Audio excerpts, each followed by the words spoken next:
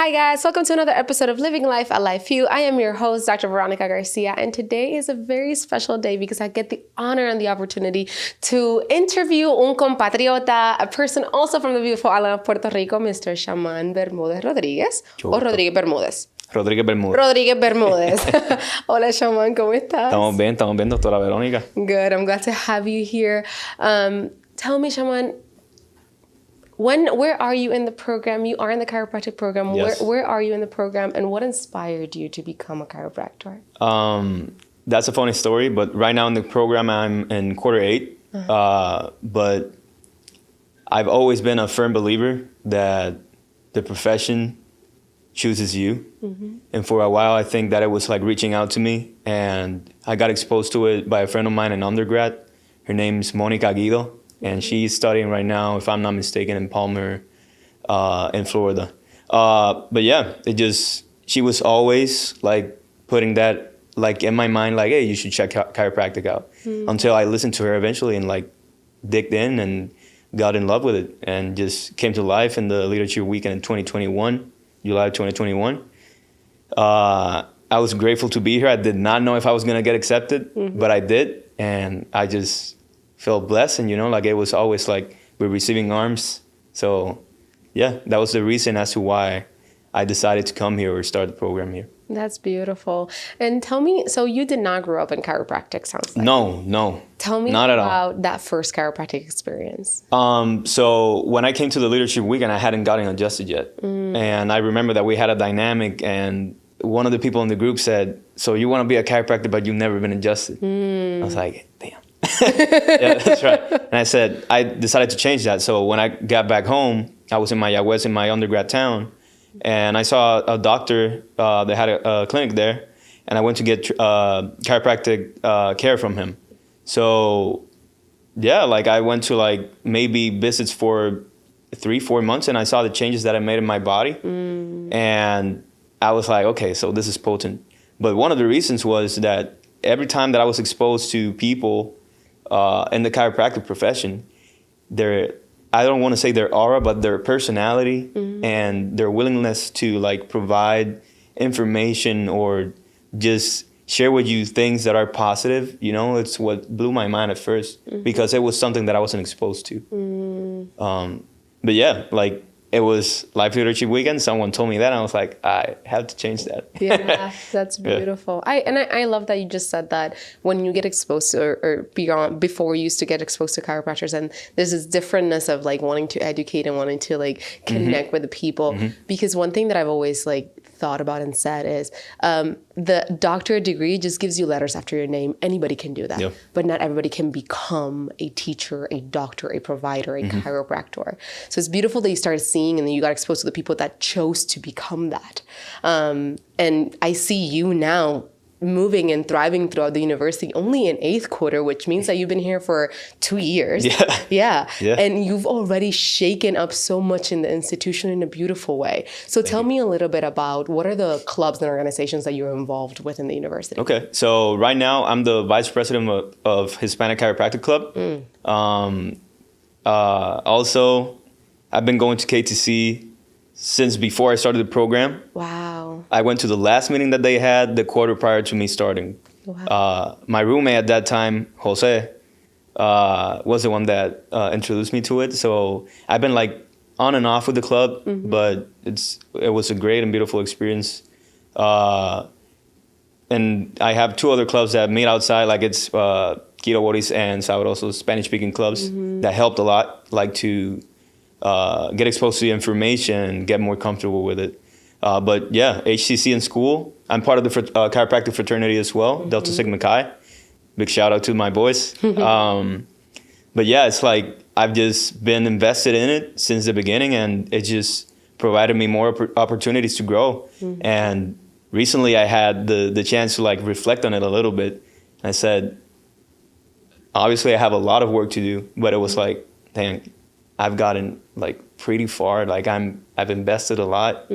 I noticed how much I grew, and especially now, me being quarter 8 and receiving students from quarter 1 in Club Day last week was beautiful to like speak to them and see them listening, you know? Yeah. Because in a way, it shows you that they care as well, you know, like they, in a way, they look up to you. Not like I'm higher than them, but that my word is valuable, you know? So I was very appreciative of that. So of course, I'm mind blown, honestly, by my involvement in the institution. Yeah. I think it's a beautiful thing to kind of see yourself and visualize yourself with where you're going and how you're moving, but also allowing for just the rhythm and every step to be okay to move and shift you into the different directions as long as you get to the goal. But you are embodying what you are becoming, and it's a beautiful thing to watch from my perspective, because I've known you for a little over a year now, I believe, and the growth is exponential. Who you were a year and a half ago versus who you are now is completely different, and it's beautiful to see. You mentioned Club Day. Let's talk a little bit about Club Day. What is Club Day for those that don't know? Okay, so Club Day is an activity that we do in week one, the start of the quarter, where we decided like the spot in the university, let's say usually it's the gym, the upper gym, the basketball court, and they set up like 30 different tables that it's assigned to every club that is inscribed, I guess, like it's available in the university, you know? So for the upcoming students, or even students that have been in the program for a while and want to know about the different clubs that the university has to offer, that's the best day to like go on about it and like get exposed to different clubs so that you know what they're about, what activities they do, and which one would you be willing to go or try. And I think that's really awesome and really important to say that with Club Day, it's not just about chiropractic techniques. It's about also different organizations on campus that truly resonate with who you are, your belief systems, anything and everything from business to cultural changes to your technique clubs, but also undergraduate clubs, nutrition clubs, right? Dietetics clubs, all of these organizations that are run and meant and designed and created by students that happen to have an advisor, of course, to keep you guys grounded as well. because every goal has its steps and its background work. So we take care of the background work, but you guys do all that you need to do to continue excelling in. So let's talk about the Hispanic Chiropractic Club, because I love that in that organization. It's one of my absolute favorite ones. Tell me a little bit of what the Hispanic Chiropractic Club is. So the Hispanic Chiropractic Club is a club, obviously, that it provides for the Hispanic community specifically opportunities to get exposed to information in their native language, let's say. Since we're in the United States, most of us move here from another country, and a lot of us do not dominate the English. So it's a way to provide for those people that have like a little bit of struggles or issues. It's easier to understand in your native tongue, obviously. We provide like opportunities just to get talks with doctors that they're going to provide information in regards to how they run their clinic, how they transition from being a student to being a doctor. Different tips that they can use like in the day 1, day 2, day 3 of a new patient, you know, like an intake form.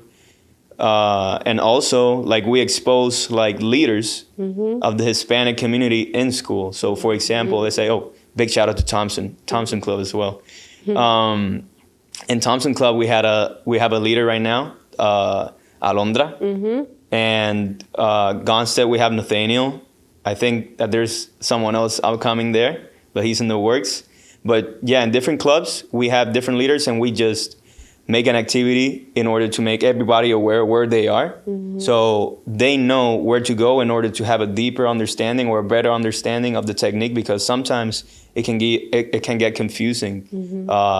Or they just get lost, you know, like in the explanation. And also like in regards to like anybody in the Hispanic community that has been like treated unfairly or whatnot, then they could like direct that to us or talk to us, and we could like work our way and take that information and give it to the person that needs to hear it, you know, for something to happen. That's beautiful. So you're advocates, advocates for the Hispanic community. Yeah. It's a great thing. And with that, we have Hispanic Heritage Month coming along with a heads up, a great gala also in the works to celebrate that heritage of Hispanic. What does that mean to you? To me, it's crazy because in a way, when I moved here, I didn't know how disconnected I got until I got approached by HTC. And in the beginning, it was kind of hard, you know, like organizing everything. Like you said, I'm not all over the place, but I'm engaged in different clubs or activities, organizations, right? So me thinking about how I was gonna fit that, like with everything else, was kind of like challenging at first. But as time passed by, it showed me that I was disconnected from let's say my Hispanic heritage in a way. Like I was paying attention to other stuff and I didn't pay like attention or give that importance. So to me, it's just a matter of being like proud of being a person in the Hispanic community. It's just, I feel like we're very loving people. Yeah. It's easy for us to like get to know each other, talk to each other, just be friendly. Like I said, proud. It's a blessing, I'd say. Especially me, us, being from Puerto Rico and having this variety of, you know, like obviously the history behind it. Spaniards, Africans, and the natives in the land as well. It's just a beautiful thing to have come up from those roots, you know, and especially with the dances and all that. Like it's beautiful. We had an activity. I don't dance that much, all right, but we had an activity last quarter. Yeah. That we had a salsa lesson. And that was beautiful, you know. It's just like and not as for those who are here, not as in chips and salsa, but salsa dancing. Yeah, salsa dancing. So it was just beautiful because it just feels different. Like you're connecting with yourself, you know. So yeah, it's just a matter of being like having pride and being Hispanic and just embracing it, you know. Not limiting, like for you being different that someone else, it doesn't mean that you're wrong, you know, like that you're not supposed to be like that. Just embrace it, you know. Yeah, I love that. Well, thank you, Shaman, so much for your time. I'm so proud of you. I'm really excited to continue seeing you grow throughout the whole journey of chiropractic and then the whole journey of also incorporating that beautiful, yummy salsa, sofrito culture that we have into the essence of you as a chiropractor. Whether you choose to practice here or wherever in the world, it's a beautiful thing to have and to keep it so close to you. So thank you so much for being an advocate for the Hispanic population. Thank you for being an advocate for yourself. And thank you for just sharing the world of chiropractic with us. I really appreciate you. Thank you. Thank you for the opportunity. Absolutely. Very grateful. And we'll see you guys on the next episode of Living Life. I Life You. Bye.